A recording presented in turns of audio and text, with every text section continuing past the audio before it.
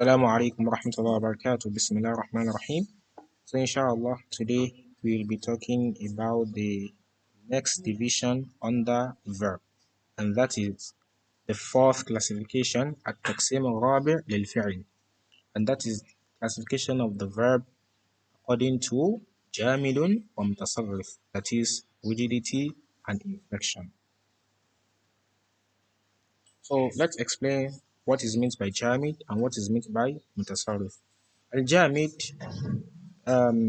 shortly and briefly, ما لازم صورة واحدا وهو إما أن يكون ملازما للماضي أو أن يكون ملازما للأمر.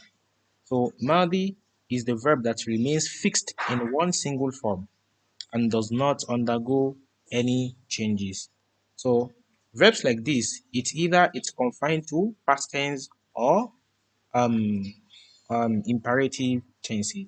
And we have a lot of examples written here. For the Madi, we have Asa, and for Amru, we have Hab, and so on. For Mutasallif, ما لا يلازم صورة واحدة. So, Mutasallif, it is inflected verb.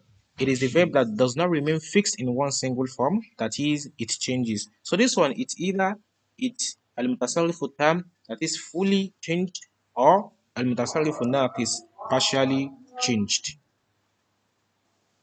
So the fully inflected one, that is al-mutasarrifu tam, it is the one that can be changed from the past to present, then to imperative, that is, it can undergo fi'l madi, mudari, then amr.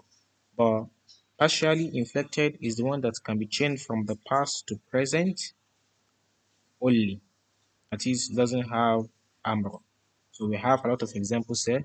For the fully inflected one, we have nasara, yansuru, unsur. And for the partial one, we have zala, yazalu, bariha, yabrahu, and so on.